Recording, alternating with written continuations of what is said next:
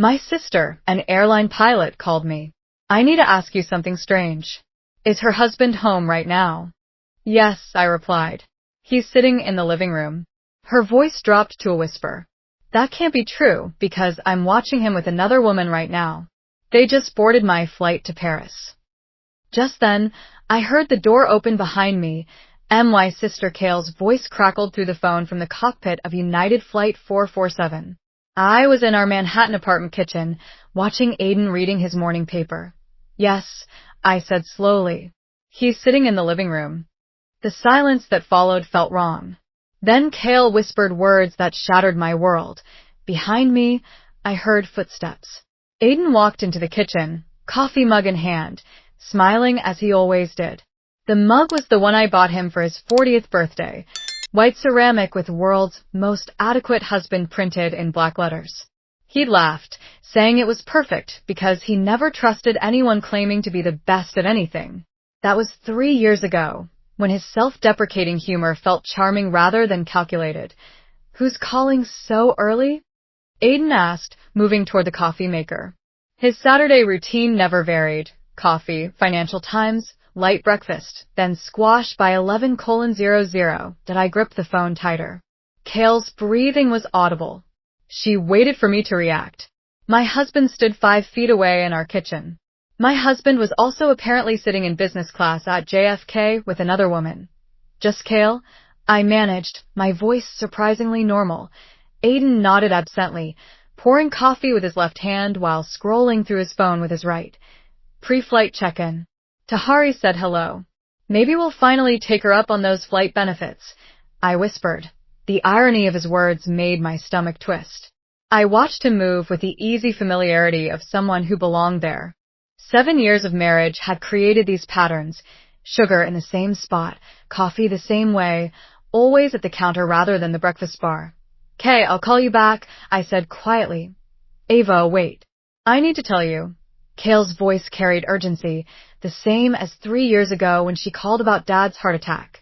"I'll call you back," I repeated and ended the call. Aiden glanced up. "Everything all right? You look pale." I caught my reflection in the microwave door. Same auburn hair in a ponytail, same green eyes, same face for 37 years. But Kayle's words had changed something fundamental. The kitchen felt different, like noticing a picture frame crooked for months. "Just tired," I said, reaching for my coffee mug. 20 years as a forensic accountant had taught me composure when nothing was as it seemed. "You should go back to bed," Aiden suggested, his British accent warm. That charm had drawn me 8 years ago at a mutual friend's dinner, when he explained rugby versus American football and spilled wine on my dress. "Maybe I will," I said, studying his face. Same angular jaw, same green eyes with gold flecks, same small scar above his left eyebrow. My phone buzzed. A text from Kayle. "Look at this now." A photo appeared. Business class. Seat 3B. A man in a blue Tom Ford suit, my Aiden, talking animatedly to a blonde woman around 25. Hand on his forearm, I looked at the Aiden in our kitchen. Gray cashmere sweater, reading glasses and hair, same wedding ring. "Actually," I said, voice steady, "I think I'll make pancakes." "Pancakes? On a Tuesday? What's the occasion?" "The occasion is that my sister is watching my husband on a plane while my husband stands in our kitchen. One of these realities has to be false," I thought. Can a wife make pancakes for her husband without a reason? He smiled, that half smile that used to make my heart skip. "Of course." "Plenty. Why have time?" I said, pulling ingredients from the pantry. Flour, eggs, milk. Simple things that made sense. Unlike the photo on my phone, as I measured flour, I remembered small inconsistencies. The perfume after client dinners, a weekend in Boston with no records, his perfection lately, too perfect. "I love you," Aiden said, kissing my forehead. "I love you, too." I replied automatically, words hollow. He returned to his newspaper, morning routine intact. Between my kitchen and JFK, my marriage had split into 2 versions. One was a lie. I picked up my phone and typed to Kayle, "Don't let that plane take off." Too late. Engines running, door closed. The game had begun. After Aiden left for squash, I moved to his home office. The mahogany desk beneath diplomas, meticulously organized, masked elaborate deceptions. I logged into our joint accounts, fingers precise. Credit card statements revealed charges I didn't recognize. Tokyo Mandarin Oriental for seasons, hotels for client dinners, jewelry from Cartier never given. Systematic siphoning, like fraud cases I'd handled. My phone rang. Sophia Chun. I'm 15 minutes away. Ava, prepare yourself. What I found is extensive. Sophia, my NYU roommate, specialized in marital reconnaissance. I continued my investigation. Joint accounts showed withdrawals just below alert thresholds. Doorbell rang. Sophia in all black, tablet clutched, expression grim. Show me, I said, leading her to the table. She opened her tablet. The woman my sister saw him with was Madison Vale, 26, pharmaceutical sales for Silex Industries. A photo appeared. Blonde, conventionally beautiful in that polished way suggesting expensive maintenance. She'd been working Manhattan for 2 years. Her social media was mostly private, but I accessed some tagged photos. My stomach plummeted. Madison and Aiden at a restaurant I didn't recognize. At a hotel bar in Miami. At a charity gala, the same night I was in Boston for a conference. How long? My voice sounded distant. At least 3 months, Sophia said. But that's not the strangest part. She pulled up another screen. I accessed your building's security footage through a contact. Look at this. The video showed our lobby last Tuesday. Aiden entered at 6:47 p.m. briefcase in hand. Timestamp matched his arrival home from work. Everything seemed normal until Sophia zoomed in. Watch his shadow, she said. It fell at the wrong angle, flickering slightly under the chandelier. Invisible to casual observation but glaring to someone seeking deception. This is deep fake technology, Sophia explained. Someone has inserted fabricated footage into your building system. Sophisticated software, hundreds of thousands of dollars. This isn't amateur work. My mind struggled. Why go to such lengths? There's more. She pulled up another file. I spoke to your neighbors discreetly. Mrs. Patterson from 20C mentioned something. 3 months ago, the weekend you were in Boston, she saw Aiden leaving with suitcases. He helped her with groceries, said he was going away for a while. I remembered that weekend. Mandatory SEC presentations. Came home Sunday to find Aiden cooking rosemary chicken, my favorite. He'd said he spent the weekend organizing his home office and resting. The office looked the same, but was he? Or someone who looked like him? That's insane. People don't just get replaced, I said. No, Sophia agreed. Not without significant resources and planning. Has Aiden been working on anything sensitive? Deals that might make him a target? I thought of mergers, acquisitions. Nothing worth this. Another secret to add to the pile. I need more footage, I said. Every entry, exit, credit card receipt, phone record, everything. Sophia nodded, typing. Be careful. Whoever is doing this, they've invested serious resources. This isn't a simple affair. She left, giving me an encrypted phone that I spent the afternoon in suspended animation, cleaning, organizing, anything to keep my hands busy. AT 5:30. I heard Aiden's key in the lock, the man who might not be Aiden. I arranged my face into calm and prepared dinner. Something smells amazing, he called. Familiar routine. I made shrimp scampi, my grandmother's recipe. Garlic, white wine filling the apartment. The real Aiden had a severe shellfish allergy. 3 ER visits. Bracelet worn for 7 years. Life-threatening. Your favorite, I said, setting the plate. My voice calm. He ate without hesitation. No reaction, no EpiPen. Just a man enjoying dinner. This is incredible, he said. Your grandmother would be proud.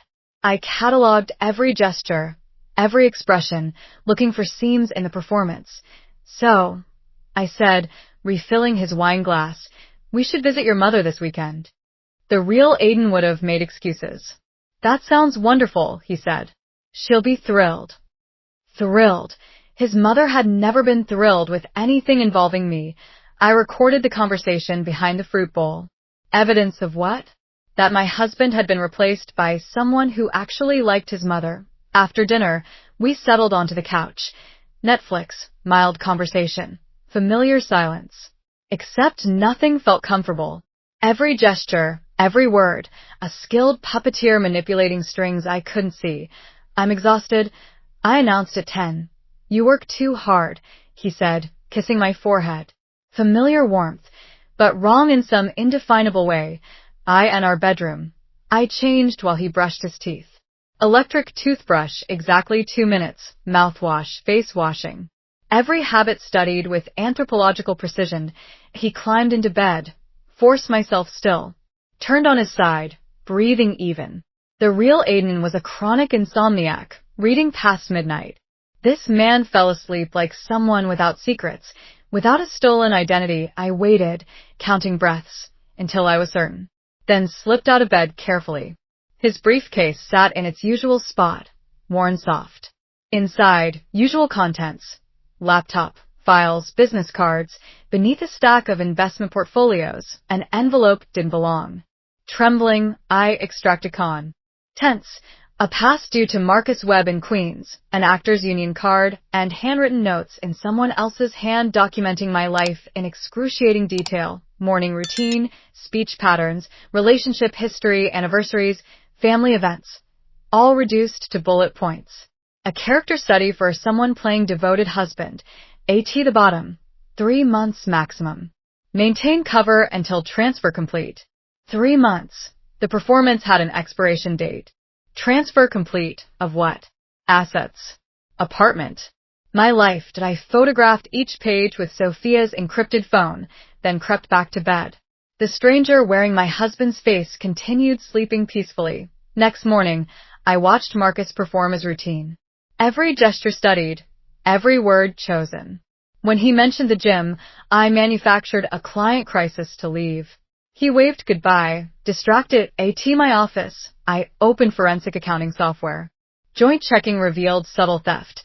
$9,999 transfers just below reporting thresholds to unknown accounts in the Caymans. Authorized with my husband's credentials while Marcus sat at dinner or slept beside me.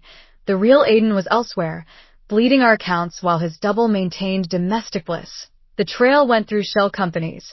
Lux Corp International in the Caymans, Meridian Holdings in Panama, Apex Investments in Cyprus, then cold at Swiss banks. 15 years of savings, investments, careful planning vanishing into numbered accounts I could see but not touch. $400,000 from investments, $600,000 from the home equity line, another $300,000 from various retirement accounts, all taken as loans just below reporting thresholds. $1.3 million extracted while I slept next to a stranger who'd memorized my coffee preferences. But the money was just the beginning. Accessing my professional client database, I found something worse. Unknown IP addresses had downloaded sensitive financial data from 3 major audits I'd conducted. Information that could facilitate insider trading worth tens of millions. I pulled up Madison Vale's profile. Pharmaceutical sales seemed like a cover. Her LinkedIn connections included hedge fund managers in legal gray areas. Her travel aligned perfectly with suspicious trades in pharmaceutical stocks before FDA announcements. They weren't just stealing from me. They were using my reputation, my access, my client relationships to commit federal crimes. Unauthorized logins, stolen files, suspicious trades, all traced to me. Discovered, I could lose money, my license, my career, potentially my freedom. I needed help beyond Sophia. Grace Morrison answered on the 3rd ring, rough with sleep. We've been friends since she was a prosecutor and I an expert witness. Ava, it's 7 a.m. Sunday. I need your help. Can you meet at my office? 20 minutes, she said and hung up. Grace arrived, sharp as ever. I showed her everything. Financial transfers, stolen client data, photos of Marcus briefcase contents. This is sophisticated, she said. Professional level identity theft, financial fraud, corporate espionage. But everything is technically authorized. Your husband's credentials, biometrics, passwords. You're looking at it, he said, she said. But I have proof Marcus Webb has been impersonating him. Without Aiden here to contradict, authorities won't act fast enough. By the time they investigate, the money will be gone. My phone buzzed. Sophia's encrypted device. A new message. Check Aiden's old phone. Who knows about this? I asked Grace. Someone leaving breadcrumbs, she said. We drove back. Marcus was still at the gym. Routine, predictable. I went to Aiden's home office, retrieved his old iPhone. Despite cracked screen and low battery, it had been receiving messages for months. Shaking, I opened them. Conversation with Madison Vale spanning 8 months. Plans, photos, details. The wife suspects nothing. Aiden wrote 3 months ago. Marcus is perf. ECT. By the time she figures it out, we'll be untouchable. Most recent message. Tomorrow we finalize everything. Our usual place in Paris, then disappear forever. Grace's mind raced. Tomorrow is Monday. They plan to finalize tonight, and I handed her the phone and moved to my laptop. What are you doing? She asked. Setting a trap? I said. A financial virus disguised as routine investment documents, programmed to activate on any international IP access to our joint accounts, freezing transactions, and alerting federal investigators. Legal. I'm protecting my own assets. Files labeled Q3 Investment Review and Tax Documents 2024. Aiden's arrogance would be his downfall. The apartment door opened. Marcus returned. Gym bag over shoulder. Performance perfect. Grace and I exchanged glances. She slipped Aiden's phone into her purse. Working Sunday again, Marcus said. Grace stopped by. I replied calmly. Just discussing a case. He nodded at Grace. Good to see you. Stay for lunch. Actually, let's go to Atoria, the place after our honeymoon. Grilled octopus. I said. Marcus' smile didn't waver, but panic flickered. He didn't know we'd never been to Atoria. Of course, he said finally, fabricating an excuse. Let's just order Thai. I said, relief in his shoulders visible. Grace excused herself with the evidence that I made 3 calls to light fires under Aiden's scheme. Robert Steinberg, CEO of Steinberg Industries, Jennifer Wu at Phoenix Capital, David Martinez at Meridian Financial. All would discover breaches tracing back to Aiden Mercer by Monday morning. My phone rang. My mother's assisted living. Nancy, the director. My mother insisted someone was lying about Aiden visiting. At 82, she had moments of clarity. She remembered pudding day, August 15th, when Aiden came asking about life insurance, the safety deposit box, her coin collection, digital alteration removed his signature from the log, but security footage proved he'd been there. He'd been planning this for months, targeting every asset. Driving back, I processed the calculated cruelty. My phone buzzed. A text from Kay. Her flight landed 3 hours ago. Photos showed Aiden and Madison at the airport currency exchange, laughing in Paris. Madison wore the diamond bracelet supposedly bought for his mother. Their body language spoke of long familiarity. This wasn't a recent affair. Back at our building, Marcus paced near the elevator, phone pressed to ear. Concern masked his panic. Sitting across from him, I pulled out my phone casually. Our anniversary's next month. 8 years since that dinner party. Marcus nodded. Actors training neutralizing confusion. He failed the test. I want a surprise party Tuesday morning before markets open. Invite colleagues, biggest clients. Serve champagne, pastries from that French place you love. He hesitated, calculating. If that's what you want, he said. Responses poured in. Confusion and agreement. While preparing dinner, I felt sympathy for Marcus Webb, a failed actor, trapped in a role with stakes of prison, not reviews that I made salmon with asparagus. Marcus maintained domestic normalcy, instincts screaming warnings. Wine. I offered. Not feeling well, he said. First refusal in 3 months. I poured my own glass, needing courage. Marcus, I said quietly. His body went rigid. I never called Aiden by the wrong name. I know who you are. His face cycled through surprise, fear, calculation, resignation. I didn't know about the crimes. He said you were separated, needed someone to house sit, paid me $20,000 to pretend to be him for 3 months. Thought it was legal, he said. Did you really believe that? I asked. I wanted to. I've been auditioning 15 years, waiting tables, delivering, watching younger actors get roles. Then this guy offers more money than I've ever seen to play a role. I didn't ask questions. Couldn't afford to. My phone buzzed, a text F. Rom Grace. FBI moving tomorrow morning. Everything was in place. I looked at Marcus, the stranger who'd slept in my bed, eaten at my table, participated in a deception that destroyed my life. Sitting across from him now, I recognized another victim of Aiden's manipulation. Tomorrow morning, federal agents arrive. The people you invited will witness it. You can be arrested as a co-conspirator or cooperate as a witness. Witness, he said immediately. God, witness. I have documents, recordings. I kept everything as insurance. Marcus spent the night on our couch, showing me a storage unit key with contracts, phone recordings, and instructions for maintaining the deception. We barely slept, waiting for the dawn that would end this performance. At 5:47 a.m. my phone rang. They got them, Kay said. French police arrested Aiden and Madison at Charles de Gaulle trying to board a flight to Switzerland. I put her on speaker. Marcus sat up, blanket around his waist, staring. Arrests were dramatic. Madison cried, claiming ignorance. Aiden tried to run and was tackled. Video footage already on European news channels that I made coffee, hands steady, while our apartment prepared for witnesses. By 7:30 a.m. guests arrived. Robert Steinberg, Jennifer Wu, David Martinez, and junior partners from Aiden's firm.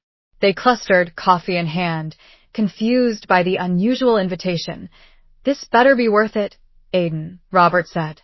Marcus froze as I stepped forward, gracious hostess mode. Thank you all for coming. You'll understand why shortly. At 7:58 a.m. footsteps approached, firm knocking. Federal agents, we have a warrant. 6 agents entered, transforming our apartment into a crime scene. Lead agent, Sarah Brennan, FBI Financial Crimes Division. We're looking for Aiden Mercer.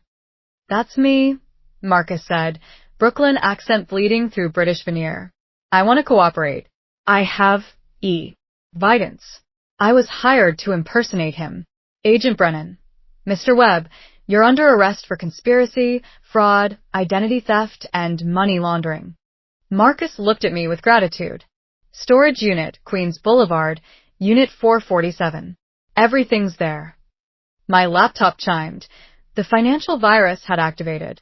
Accounts in the Caymans, Switzerland, and Cyprus froze. $47 million locked.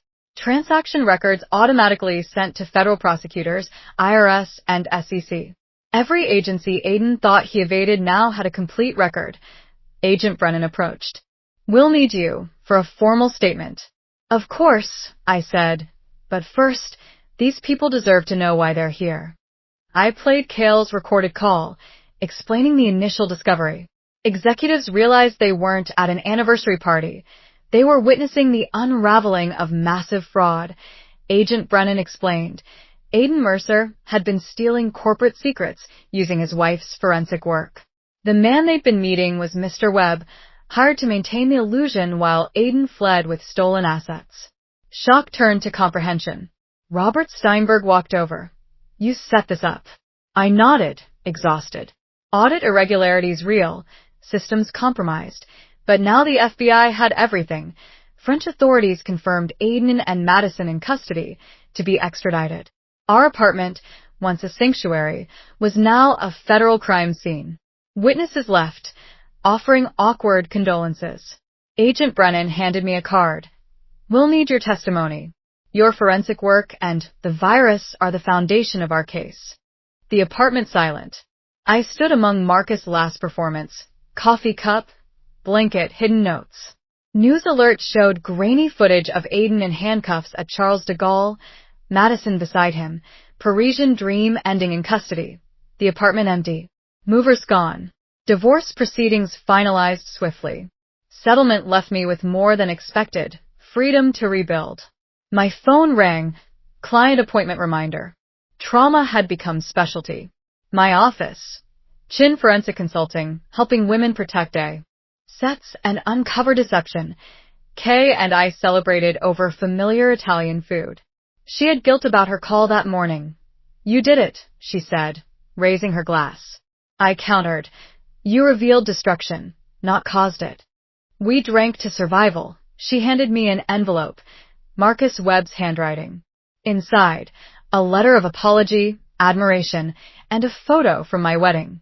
A genuine memory stolen, now returned. Some lives destroyed, others saved, Kay observed. Marcus was desperate, Aiden malicious. We ate, laughed, and planned next cases. Rebecca Harrison tomorrow, CEO suspecting AI faked trips. Whitman case Thursday, I admitted honestly. I don't know what's next. Oddly liberating. Kay said, if this story of calculated revenge hooked you until the end, hit like. My favorite, Ava serving Aiden shrimp scampi he was allergic to, while the imposter ate it without reaction. What was your jaw-dropping moment? Drop it in comments, and subscribe for more gripping betrayal and justice stories.